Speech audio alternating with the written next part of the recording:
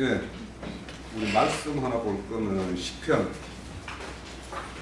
95편 3절에서 6절까지. 시편 95편 3절에서 6절 3절에서 6절. 여호와는 크신 하나님이시요 모든 신들보다 크신 왕이시기 때문이로다. 땅의 깊은 곳이 그의 손 안에 있으며 산들의 높은 곳도 그의 것이다. 바다도 그의 것이라 그가 만드셨고 육지도 그의 손이 지으셨도다. 그와 우리가 굽혀 노래하며 우리를 지으신 여호와 앞에 무릎을 꿇자. 7절 한번. 그는 우리의 하나님이시오 우리는 그가 이루시는 백성이며 그의 손이 돌보시는 양이기 때문이다. 너희가 오늘 그의 음성을 듣거든 너희는 머리바에서와 같이 또 강만이 마사에서 지냈던 날과 같이 너희 마음을 가난하게 하지 말지어다.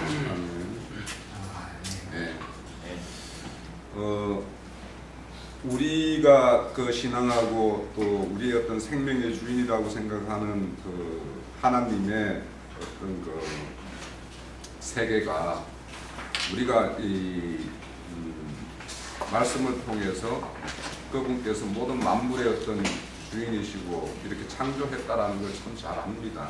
말로는 그렇게 아는데 여기 보면 6절에 보면 오라 우리가 굽혀 경배하며 우리를 지으신 여호와 앞에 무릎을 꿇자. 하나님 앞에 이렇게 그분의 어떤 그 창조의 내용과 그분의 어떤 능력 때문에 어떤 크신 그 앞에 우리가 이렇게 굽혀 경배하고 무릎을 꿇는 것이 바로 복입니다. 이 복이라는 바라크라는 복이라는 게 무릎을 꿇는다라는 뜻이에요. 그래서 우리가 하나님을 경배하고 하나님 앞에 무릎을 꿇기 위해서는 하나님에 대해서 알지 못하면 절대 우리가 무릎을 꿇지 못해요. 말로는 꿇는다라고 이야기할 수 있지만 그분께서 경영하는 이 우주 만물 또 우리의 어떤 겉사람과 속사람을 이렇게 지어가는 이런 것들을 이런 내용에 대해서 우리가 알지 못하면 하나님을 입술로는 경배한다라고 할지 모르지만 우리의 어떤 마음에 어떤 그런 것에서 경배하기는 굉장히 어렵다. 그래서 하나님에 대해서 아는 것이 왜 영생인가? 그것을 알면 그분에 대해서 알면 우리가 무릎을 꿇을 수밖에 없거든요. 예, 그래서 우리의 어떤 축복이라는 개념이 하나님 앞에 경배자가 되는 건데 그 경배는 하나님에 대해서 아는 것에서부터 비롯된다라고 이제 좀 말씀 문을 띄고 이제 좀 제가 증거할 내용 드려볼게요.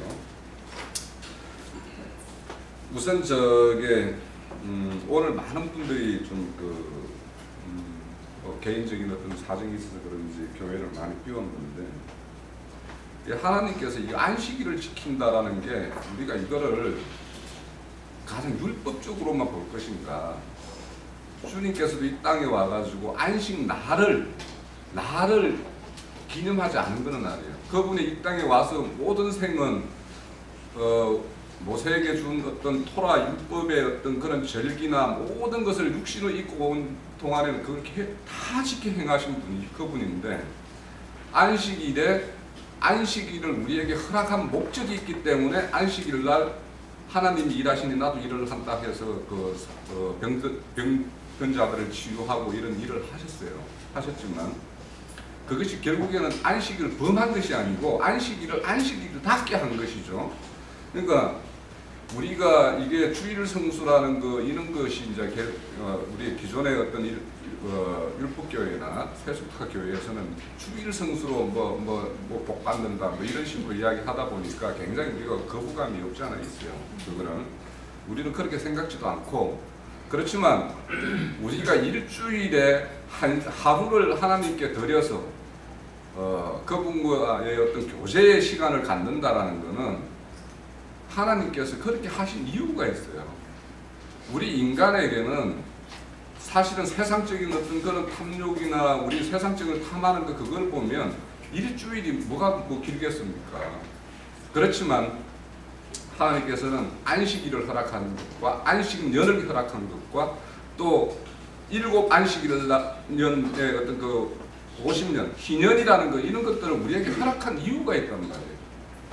이런 것이 우리가 그런 어떤 목적에 대해서 우리가 알 때 이 안식에 대해서 우리가 참 의미를 알고 우리가 일주일에 한 번 정도는 교회에 나와서 이렇게 지치들과 교제하는 것 이것이 얼마나 소중하고 또 이렇게 이루어가는 것이 어떤 교회의 가장 근본되는 일임에도 불구하고 우리가 때로 이제 뭔가 좀 사정이 있으면 쉽게 우리가 그거에 대해서 우리가 율법주의가 아닌데 라는 그 미명하에 이걸 경외시한다라면 그거는 상당히 문제가 있어요 사실. 그래서 제가 그 아침에 하나의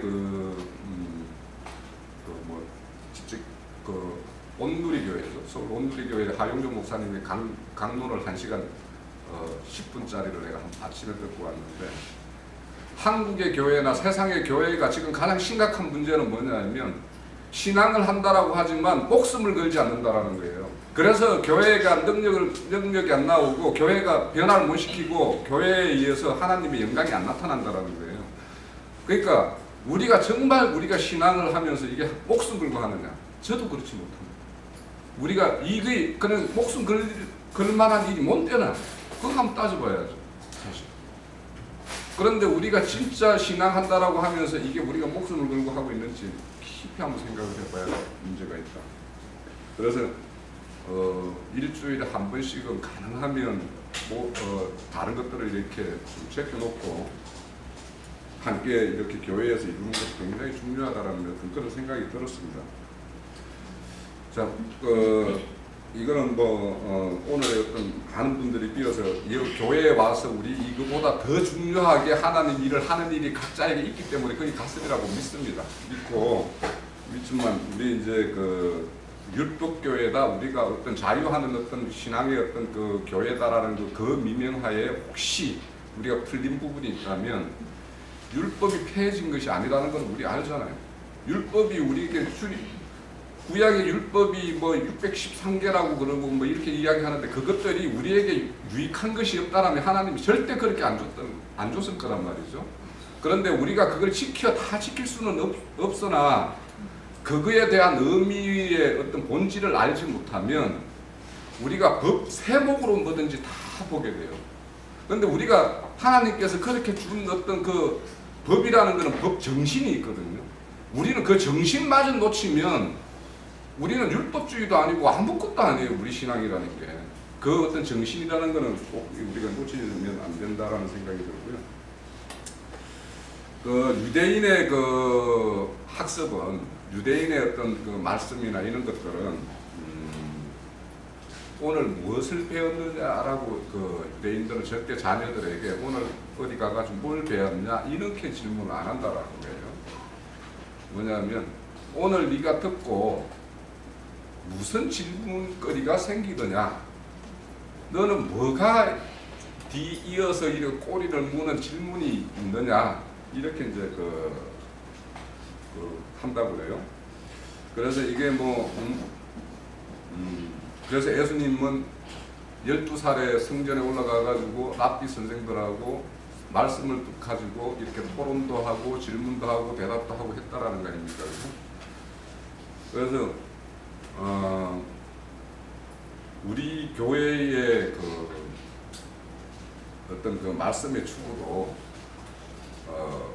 오후 2시간만은 정말 이 말씀의 각자가 가지고 있는 말씀의 어떤 토론의 장이 돼도 무방하지 않을까 싶어요. 왜냐하면 그거에 대해서는 우리가 뭔가 좀 잘못 가고 있고 잘못된 걸 이렇게 이야기하면 그것을 바로잡아 줄 선생이 있기 때문에 그래서 큰 문제가 없을 거라는 생각이 들어서 가능하면 오후의 시간에는 이런 일방적인 어떤 막 이렇게 증거보다는 토론을 하는 것도 괜찮겠다. 그래서 어찌 보면 어떤 주제를 가지고 이렇게 한다면 그것도 참 좋겠다라는 생각이 들어요. 그래서 이제 저도 이 준비된 내용은 좀 상당히 많습니다. 한 4장. 그러니까 제가 한 2, 3주 지금 이렇게 말씀 전과 내용들을 보고 취한 내용들이 많은데 짧게 할게요. 우선 사람은 자신에 대해서 알기를 굉장히 원합니다. 내 존재의 어떤 의미와 정체성 이런 거에 대해서 알기를 원해서 사람 스스로 이런 거 알고자 해서 찾아갔던 것이 철학이고 사상이고, 또 나보다 힘센 어떤 존재를 설정해서 그 존재에게 나의 이 땅에서 어떤 유익을 부탁하고 위탁하는 거, 이런 것들이 이제 종교 생활이거든요.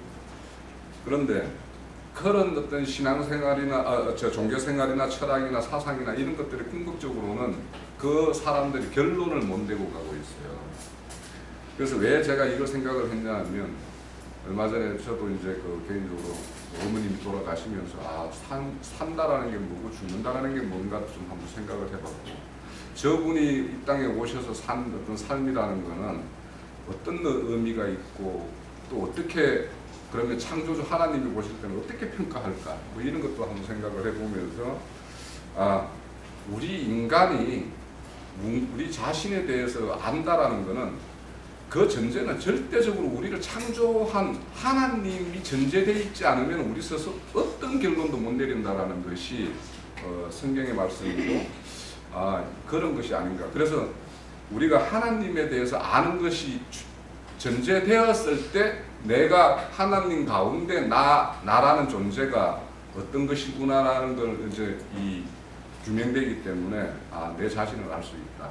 그래서 우리는 하나님 아는 것이 바로 내 자신의 어떤 그 존재성을 확인하고 그 의미를 가지는 어떤 그런 것의 출발점이다, 이런 생각이 들어요. 그래서 성경이라는 것은 결국에는 하나님을 통해서 우리에 대한 이야기, 하나님을 통해서 아담에 대한 이야기, 이런 것들이 이제 그 성경의 이야기인데, 그런데 이 아담의 어떤 이야기가 실질적으로 이렇게 계시되는 걸로 보면은, 우리가 이제 이 시대적으로 보면은 최초 에덴의 어떤 그 에덴 동산에서 있었던 이야기, 노아의 이야기 막 이렇게 쭉 흘러서 이제 이렇게 전개가 되는데, 이런 것들을 우리는 어떤 시대별로 하나님의 경륜에 따라서 하나님의 어떤 계시의 방법이 다 다르고 계시 내용이 다른 걸 우리는 이제 이렇게 아는데, 이런 것들을 다른 사람들이 우리가 이렇게 보고 이렇게 성경을 보는 걸 뭐라고 하냐면 세대주의라고 이야기를 해요. 그러면서 이제 이게 세대주의를 굉장히 공격을 해요.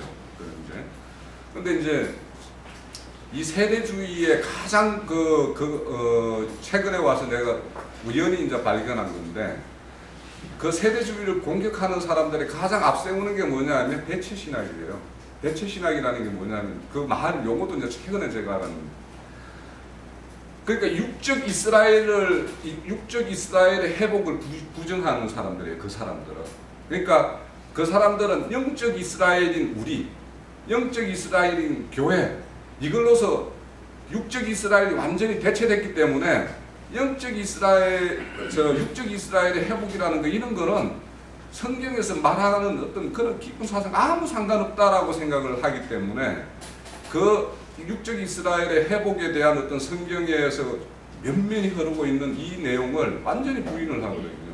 그래서 이제 그 어떤 대체 신학이라는 게, 그 사람들의 가만 그 속성을 보면은 다 그 사람들은 개인 구원에 다 잡혀 있어요.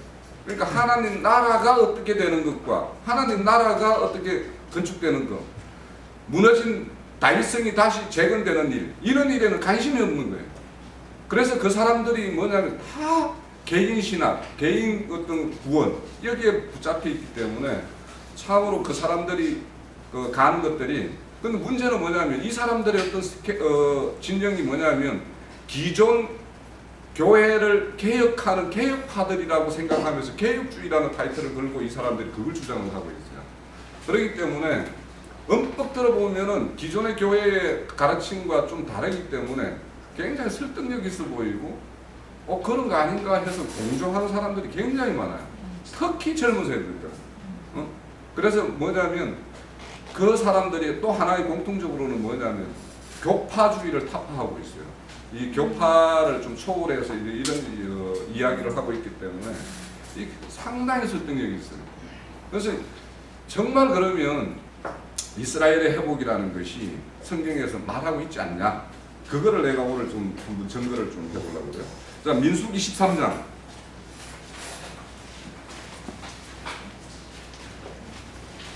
13장에 보면 갈렙과 여호수아가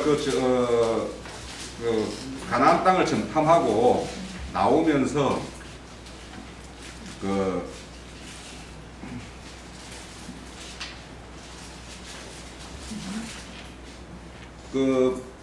13장 23절 24절에 보면은요, 그들이 이제 에스골 골짜기에 가가지고 갈렙과 여호수아가 이제 그 포도송이를 이렇게 막 깨고 나오고 석류와 무화과를 이렇게 따가지고 나와요, 그죠?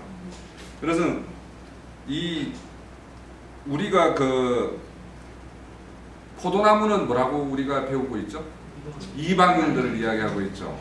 그런데 이제 그 무화과는 이스라엘 하고 있죠. 또 이 석류도 또 재미있더라고요. 이 석류에 대해서는 좀 이야기를 이제 좀 이따 하고, 이렇게 야곱과 갈렙과 여호수아가 그 에스골 골짜기에서 이 포도송이하고 무화과를 이렇게 한꺼번에 치고 이렇게 나오는 이야기가 이제 민수기 13장에 나오고 있는데, 이걸 에스겔서 37장으로 다시 볼게요. 우리가 잘 아는 37장에 보면 마른 뼈들이 막 일어나는 이야기 있죠. 그 뒤에 바로 이어지는 어떤 내용인데요.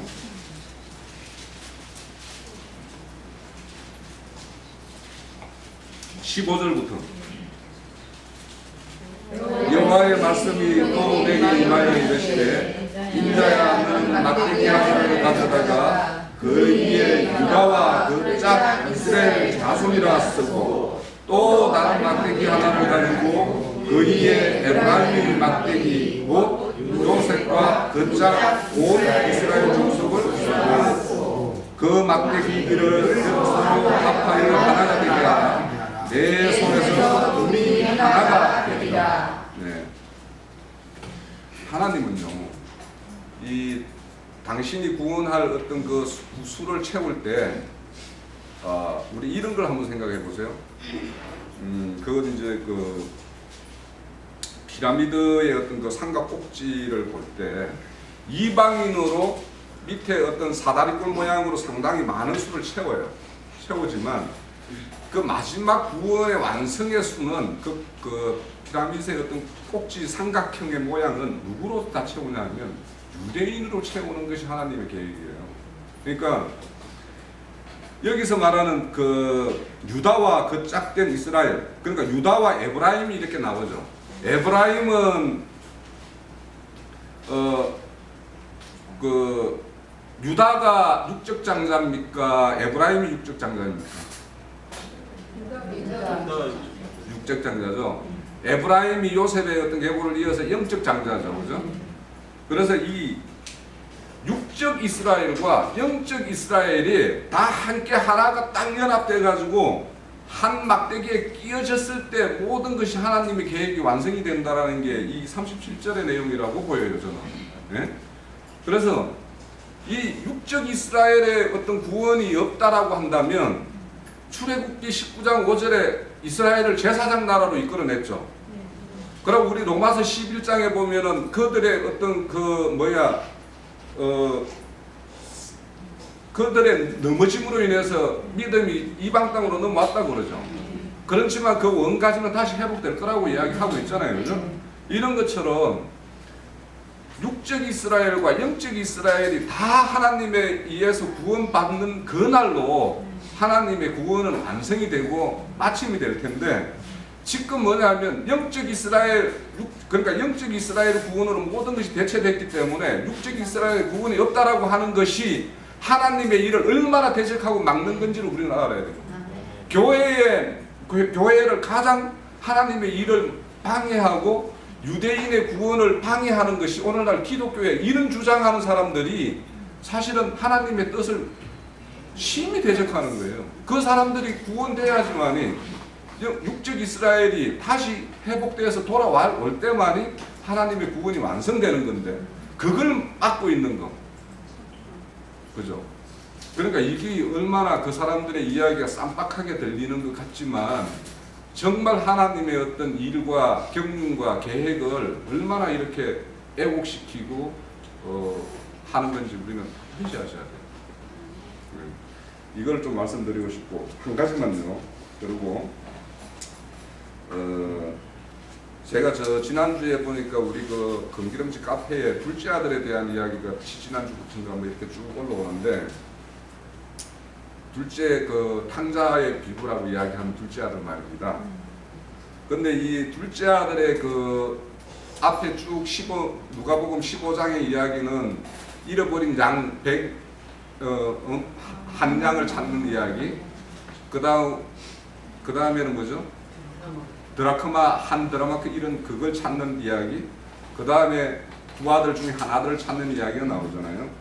그래서 그 15장의 이야기는 이제 회개하고 돌이켜 돌아오는 이런 자를 찾는 어떤 이야기인데 이 주제는 회개하는 자가 누구냐? 그러니까 회개라는 것도 우리가 하고자 해서 하는 것이 아니고 하나님의 어떤 그 섭리와 간섭에 의해서 이제 그렇게 회개하고 돌아오는 것이 맞는데, 근데 그걸 내가 좀 다른 차원에서 좀 보이는 게 있다라고 말씀드렸던 게 뭐냐면요, 둘째 아들이 예수 같다라는 거예요. 자, 잘 보세요. 둘째 아들이 먼 나라에 가서 자기가 받은 유산을 다 탕진했죠. 그죠? 그 먼 나라가 어딜까요? 그죠? 우리죠. 우리한테 와가지고 그 둘째 아들이 자기가 하늘에서 받은 유산을 우리에게 와서 불의하게 쓰지 않았으면 우리는 불의한 재물을 그걸 누릴 수가 없는 사람들이에요. 그 보면은 둘째 아들이 뭐냐면 창기 제인 막 이런 애들하고 어울려서 막 흥탕망탕하게 썼다라고 이야기하는 거 아닙니까? 그 재물을 우리가 그렇게 받을 만한 뭔가가 있어서 받은 게 아니잖아요. 그죠? 우리가 그렇게 받았어요. 근데 그 15장의 이야기가 16장으로 딱 넘어가면 뭐라고 나오냐면 불의한 재물로 친구를 사귀라는 이야기가 나오죠. 우리가 지금 그러니까 우리가 가지고 있는 말씀이나 이 말씀의 진리라는 거는 우리가 가질 만해서 가지는 게 아니기 때문에 불의한 재물인 거예요. 우리가. 네? 이 재물 가지고 우리가 친구를 사귀지 못하면 그 16장의 그 불의한 청지기 우리가 그러니까 마땅히 나는 그러면 받을 만한 거, 나만 받을 만한 거, 다른 사람은 받을 자격이 없는 거. 그래서 내가 누군가에게는 접근해서 좋은 사람이라고 여겨지는 사람에게는 복음을 전가하고, 저 사람은 복음에 도대체 뭐 어떡할 거야 해가지고 그 사람에게 가서는 전가하지 않고 이럴 수 없다는 거예요. 그래서 그 둘째 아들의 어떤 그 불의하게 먼 나라 와서 우리가 마땅히 받을 만한 자격이 없는 우리에게 이런 말씀이 응해 있고 이런 구원이 응해 있고 은혜가 응해 있어요. 이것을 16장에서 넘어가서 그 불의한 청지기가 막 이렇게 탕감을 시켜주는 거 아닙니까? 그죠? 그러니까 지금 어떤 자에게는 세상의 짐도 있고 종교적인 짐도 지고 있어요. 그 짐진 자들에게 우리가 진리의 복음을 전도해서 그들에게 그 짐을 경감시키고 해방시키고 그렇게 하는 것이 지금 속량이라는 거 아닙니까? 하나님 주님이 우리를 속량시켰듯이 우리가 그 속량시키는 도구가 되어야지 우리가 불의한 재물로 친구를 잘 사귀는, 그래서 칭찬받을 수 있는 자라는 거죠.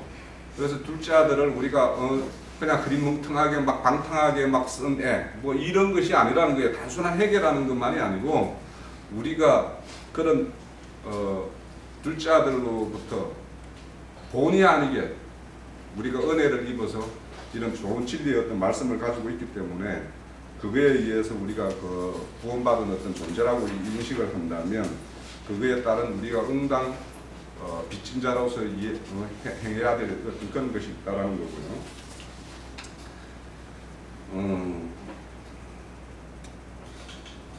우리가 교회에서 참 복받기를 원하고 또 뭐냐면 하나님께 복받은 자로서의 어떤 찬송도 하고 또 예배도 드립니다. 예배도 드리는데 아까 말씀드린 대로 우리의 복이라는 것은 하나님을 알므로 인해서 그분 앞에 무릎을 꿇는 자가 되는 것이 그게 복이라는 것도 좀 마시고, 우리가 입술을 열어서 찬송한다라는 것도 이것도 찬송이라는 게 우리가 이렇게 이것이 찬송이 아니라 사실은 뭐냐면 진리를 말하는 것이 찬송입니다. 그러니까 우리가 하나님의 말씀을 가지고 말씀을 그걸 풀어서 이렇게 증거하고 우리가 서로가 교제하고 떡을 떼는 것, 이것이 우리가 진짜 그 찬송을 하는 것이고, 예배가 바로 또 서로 교제, 진리 말씀으로 교제하는 것이 예배이기 때문에 우리가 그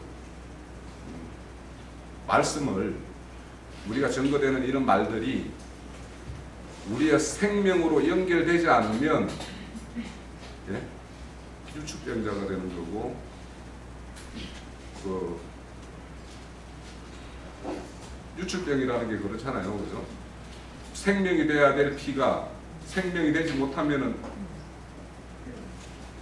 못하고 이렇게 하혈하든지 이렇게 뭐 하는 것이 이게 유축병자 아닙니까? 그러니까 그것이 우리가 들었던 말씀이나 이런 것이 나의 생명이 돼야 되고, 우리 교회의 어떤 건축이 되는 어떤 말씀이 돼야 되고, 또 다른 지체에게 하나님 세계로 인도하는 말씀이 되어야지 온전히 그 말씀의 어떤 그 생명대로 어떤 쓰임 받는 그런 것이 될 것이라 믿습니다. 네.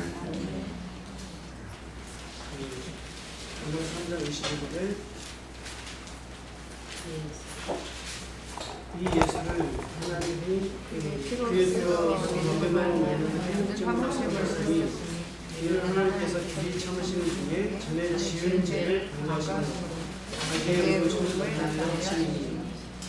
여기서 이제 저는 이제 이 말씀을 지금까지 오늘 강론을 들으면서 다시 생각을 하게 된 거예요. 근데 저는 이 말씀을 지금까지 어떻게 생각했냐면, 이 말씀은 그러니까 예수를 믿고 죄사함을 받기까지가 전에 이렇게 생각하고 그 이후는 그 이후다 이렇게 생각을 했어요. 이 말씀을. 근데 이제 오늘 강론을 들으면서는 내 생각이 좀 잘못됐던 게 아닌가 하는 이런 생각을 가져봤거든요. 그래서 왜냐하면 이 로마서라고 하는 것은 불신자에게 쓴 서신이 일단 아니다. 이 서신 자체는 지금 믿는 자들에게 쓴 거거든요. 그런데 바울이 믿는 자들에게 이 서신을 쓰면서 전에 지은 죄를 간과했다라고 하는 것은 어떻게 보면 이거는 다시 생각하기, 리마인드하는 그런 의미가 아닌가. 그러면 여기서 말하는 전에라는 개념이 과연 어떤 개념인가에 대해서, 그러니까 죄사함을 받기 전에를 얘기하는 것이냐, 아니면 옛사람의 행위를 얘기하는 것인가라는 부분을 생각하게 됐는데, 다른 구절에 보면 원시치 못한 뭐 이런 이야기도 또 나오고요. 그 다음에 이제 히브리서 7장하고 9장에 가서 보면은 단번에 영원한 속죄를 이루었다라는 이제 구절이 나와요. 그래서 이제 제가 이제 이것이 이제 어떤 것, 저희가 가지고 있던 어떤 생각과 연결이 되느냐면, 저는 이제 구원파가 가지고 있는 생각을 굉장히 많이 경계를 했고, 구원파의 그 과거, 현재, 미래 모든 죄들이 사해졌다라고 하는 것에 대해서 잘못됐다라는 생각을 가지고 있었어요. 그래서 이제 그 부분하고 이제 오늘 그 속량이라고 하는 말씀을 이렇게 증거를 들으면서 이 로마서 말씀을 생각을 해보면서 제가 좀 생각을 좀 달리 좀 정리를 해야 되는 게 아닌가 하는 생각을 가진 거거든요.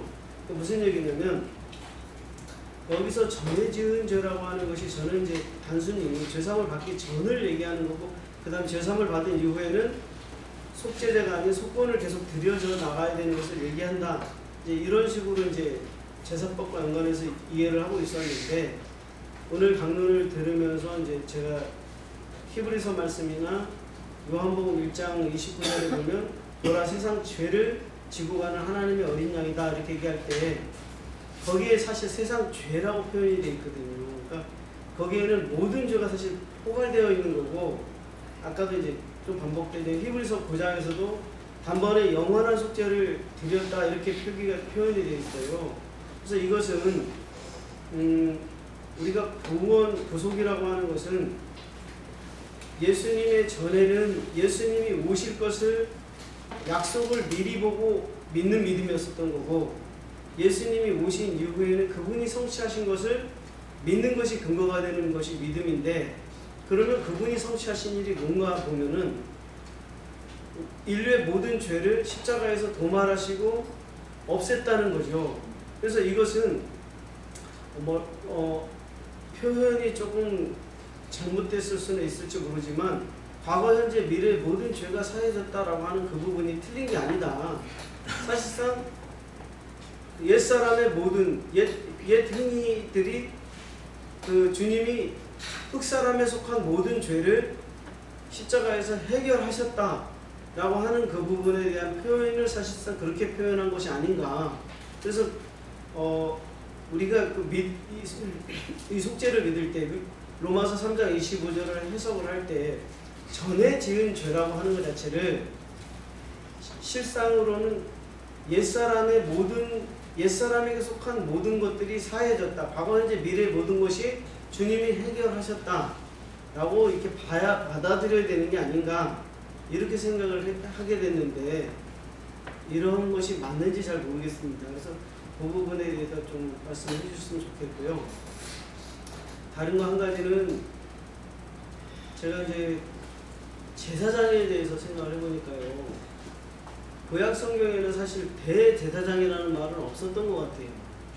그냥 제사장이라고 했지 대라는 말은 안 붙였는데 이 대제사장이라는 말이 이제 신약에 와서 히브리서에서 많이 나오고 이렇게 이제 나오는 것 같습니다. 근데 제사장이 어떻게 세워졌나 보면은 레위 지파가 이제 세 개의 그 자손이 있었는데 게르손, 무라리, 고핫이라고 하는 이제 세 자손이 있었고 이 고핫으로부터 모세와 아론이 나와서 제사장은 아론의 자녀들이 이제 아론과 아론의 자녀들이죠.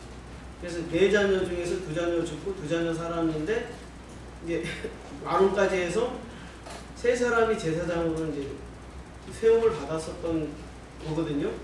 그런데 이제 이게 제사장인데 어느 순간에 가서는 이제 이 제사장이 대제사장이라는 표현으로 좀 달라지는 나와요. 그래서 이 제사장과 대제사장이 어떻게 다른 건지 그리고 이제 원래 제사장은 레위 지파 중에 혈통을 따라서 이렇게 제사장이 세워졌잖아요. 아론과 아론의 자손들 그리고 그 밑으로 이제 내려온 사람들이 이제 왔는데 어느 경점을 지나서부터는 그 혈통을 따라서 대사장이 세워지는 게 아니고요. 정치적인 입장에 따라서 대사장이 세워지는 시기가 있어요. 그러니까 가야바라든지 안나스 뭐 이 시기에 오면은 혈통을 따라서 제사장이 된 게 아니거든요. 정치적인 그 그래서 좀 세워지는 경향이 있습니다. 그래서 이것이 좀 어떻게 다른지 그래서 어떤 분들은 이 대제사장이 계보가 아론으로부터 시작을 해가지고 뭐 그 예수님 당시 그리고 이후까지 해가지고 그 대수가 뭐 78대인가 9대다 이렇게 얘기하시는 분들도 있는데 그 부분이 어떻게 되는지 좀 궁금하고 그리고 이제 이 마지막으로 그 이 대제사장이 멜기세덱의 반차를 따른다 히브리서에 그렇게 되어 있는데 멜기세덱의 반차를 따르는 대제사장과 그 레위의 혈통을 따르는 것이 실질적으로 어떻게 구분이 되고 어떻게 다른 건지 예수님은 분명히 유대 지파를 따라서 오셨고 그 아브라함의 계보를 따라서 오셨는데 그 레위 반차를 안 따르는 것이 멜기세덱의 반차를 따르는 것인지 아니면 다른 계열을 얘기하는 건지가 조금 궁금합니다. 이상입니다.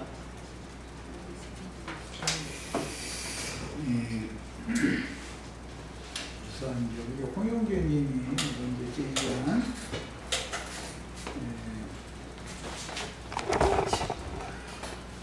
네, 우리 홍영재님이 앞에 제기한 하나님께는 두 민족이 있기 때문에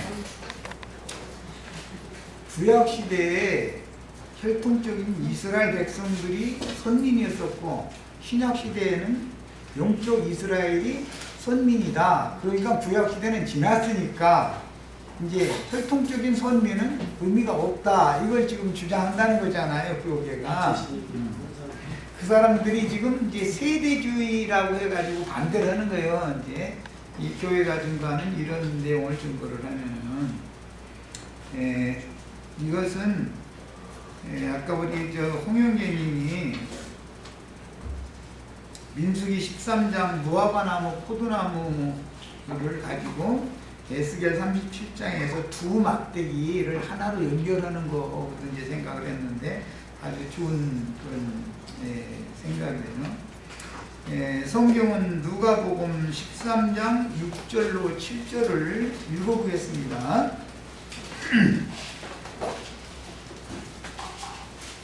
누가복음 13장 성경책으로 다 읽어보는